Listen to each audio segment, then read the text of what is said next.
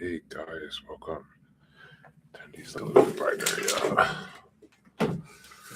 Yeah. So, welcome back. I'm going to do a little bit of a reading today. I thought to come on after that sound bath. That was really nice to come back to the heart chakra, sound bath meditation, do some centering. And now we're going to be looking into this reading here. Actually, I see better without these glasses on. So today we're going to be looking at the a Loving Parent Guidebook, and we're going to be looking at page 88. This is called Inviting Your Loving Parent into the Driver's Seat. So I can show you in case you guys haven't seen it. Can hold still enough there. I don't know if you guys can get a snapshot of this while I'm holding it. Isn't focus enough. In case you want to read it with me, I'm trying to hold it still enough so you can get a screenshot or something and read along with me. Okay, you ready? The inner loving parent, inviting your inner loving parent into the driving seat, meditation, prayer. May I be aware that my inner family members take over so I can lovingly reparent them. Whenever you want to connect with your inner family members, first make sure your loving parent is in the driver's seat.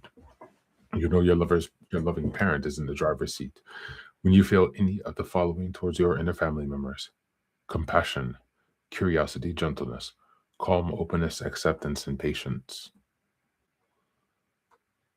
When that's the case, let your loving parent tune into the inner family member who needs attention, nurture, love, and guide them. If another family member steps in, follow this chapter's suggestions to invite your loving parent back to lead. You can repeat this process as many times a day as needed, using the reparenting check-in process or by connecting in whatever way works for you. Some of our inner family members might not like the reparenting process or its repetitiveness. They might try to tweak it, intellectualize it, seek new resources, avoid it altogether, or control other inner family members. We become aware of that. We can invite our loving parent to reparent them. It's the actions coming from love that heal us. Over time, as you become your own loving parent, you will feel compassion for what your inner child is feeling. You will understand that your inner teen's angry feelings and reactions come from unmet needs and a sense of responsibility to protect the inner child. You'll be curious about the needs of all your inner family members, including the inner critical parent. You'll understand their strategies are often a reenactment of pain and trauma. The needs they're trying to meet will become more obvious to you. I should have done a sound check before we started, guys. I'm pretty sure it's going to be working because I'm using the same microphone. But let me just double check. Yeah, I think it's working now. Yeah, sorry. Detour. Sound check, is it working? Yeah, okay, sorry. Sorry about that. Anyway, you might need to draw on the stillness that comes from practicing mindfulness to be able to listen to your inner child. But over time, your connection with them will grow. Speaking to your inner child at first might feel uncomfortable because you have not learned the language. Yet, trying, even if it sounds or feels awkward at first, can help them relax and trust you more. At first, workaholism, people pleasing, and seeking external validation got in the way of regular reparenting. If my inner child is sad, afraid, alone, I would notice, but I would not pay attention to him. I believe things like, I don't have time for this. I pay enough attention to myself already. My counselor, my sponsor, my fellow travelers helped me to see these behaviors to make my inner child my priority. The more my critical parent and inner teenager saw that my loving parent could care for my inner child better than they could, the less they intervened. Today, if I cannot attend to my inner child immediately, I will seek to acknowledge him and let him know that I will have time. Because he now trusts me, that's usually enough for him to relax. So I'm just going to share a bit. Also, the next page, I don't know if you guys can get it in focus in case you want to screenshot and follow along with me. Oh, trying to get it like, oh God, I think I need some more light or something maybe. Yeah, there. trying to get it still. And my finger's out of the way. Struggling, you guys. I gotta find a better way to do it. Okay. I think trying to hold really still. Yeah. I think hopefully that was long enough for you two guys to get a good shot. Yeah. Now the next section is identifying a takeover. At times, our inner family members can get triggered to the point that we have trouble staying grounded. This is a takeover, and it can happen without our realizing it. We might feel overwhelmed emotionally without understanding why. When this happens, we leave our challenge zone and need to pause and regain our center. The suggestion in chapter 4, such as the body scan, can support us to do so. At other times, we can be triggered by inner family members without becoming a takeover. We can feel their pain, yet be there for them in a healthy, balanced way, giving them a deeper sense of empathy and understanding. Which inner family member has taken over? Being a loving parent involves knowing when inner family members get triggered so we can reparent them before they take over. This awareness takes time to develop. We might think our inner loving parent is steering when in fact it's one of our other inner family members. For example, the critical parent is at the wheel. If the critical parent is at the wheel, for example, when the critical parent is at the wheel, they will try to make the inner child behave. The inner child behave to give the right impression to other people. To achieve this, the critical parent might act reasonable and critical, or be so subtle we don't detect them. Yet, what is needed is the love, presence, and guidance of our loving parents who can acknowledge how the inner child feels and address their needs. Check the takeover signs that you've experienced below. So, the first one is you take on inner family members' feelings and act out the urges or impulses. The next is you go into storytelling mode, focusing on what someone else did or said rather than your own inner experience. Next, you over-identify with the inner family members' viewpoints or beliefs. Next, your voice sounds different if you're speaking like a family member.